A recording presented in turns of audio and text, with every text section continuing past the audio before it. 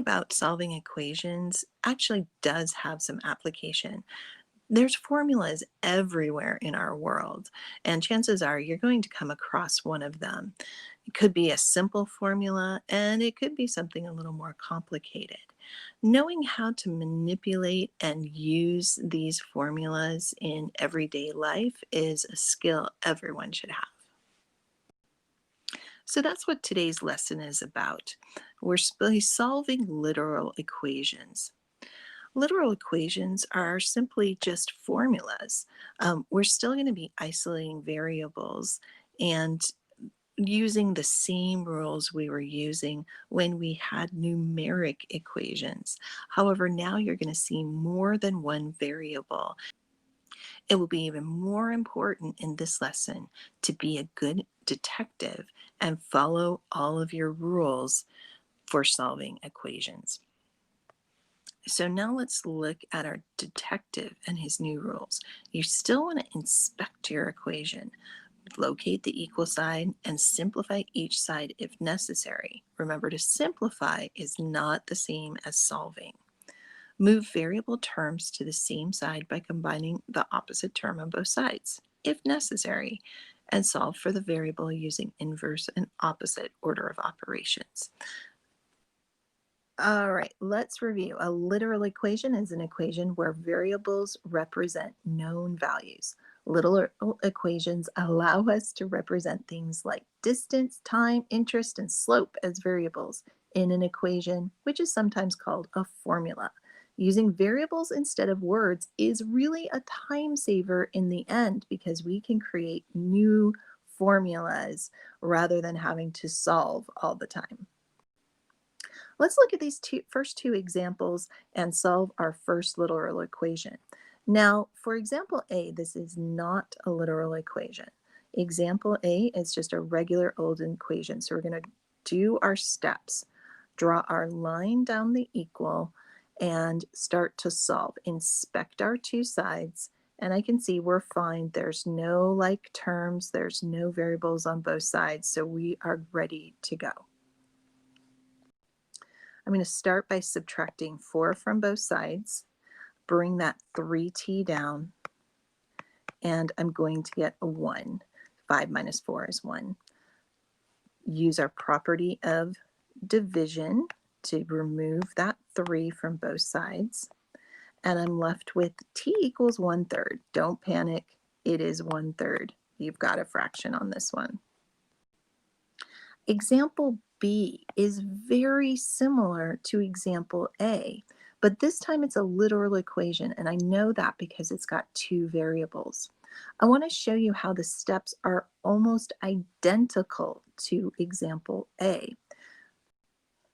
We're going to start by drawing our line down the equal sign, subtracting the 4z this time, not just the 4. One major difference is going to be that I cannot combine the 5 and the 4z because they are not like terms. I'm just going to write them down. Notice I wrote the negative 4z first. Traditionally, we do put the variable term before any constant terms, but it's okay if you wrote this as 5 minus 4z. It means the same thing. That's just the commutative property. We're going to finish up by dividing our 3 from both sides, just like we did in step A, in example A there. Cancel the 3's. And I can't do any more. There's no more simplification that can be done. My new formula is t equals negative 4z plus 5 all over 3. Once again, you could also write this as 5 minus 4z all over 3, and that would be an acceptable answer as well. Moving to the second page, let's take a look at what they want us to solve for. They want us to solve for t, and I can see that the t is right here. The r and the s are right next to it.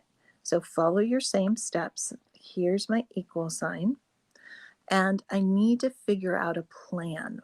There's no t on the left side, so that's good. I inspected it.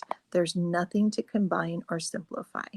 But I do need to think about what operation is holding all of those together. And hopefully you remember whenever there's a variable next to other variables or other numbers, that always means multiplication.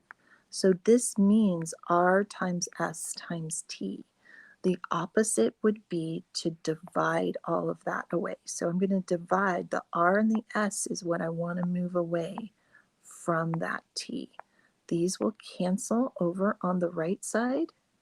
So I'll be left with t equals PV over RS, or divided by R times S. So if I rewrote this equation, um, T equals PV over divided by RS.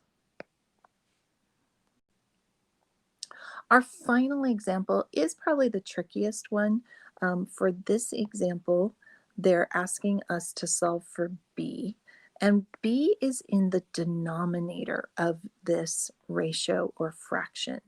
So if I draw my line down the equal sign here, I've got to move that b out of the denominator first. So right now it means divide by b. I need to multiply both sides by b in order for this to happen. This is an unusual case where you will need to move the variable away from its sign. So the variable we want to solve for is b, but we cannot solve for it while it's in a denominator. What I'm going to get here is a equals c times b. And remember, I'm still trying to get that b by itself. So I need to now move the c away with division. I'm going to divide c from both sides. And when I do that, I get a divided by c equals b.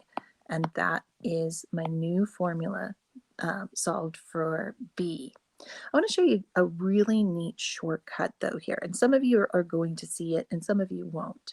Remember that my original equation, all right, my original literal equation was a over b equals c.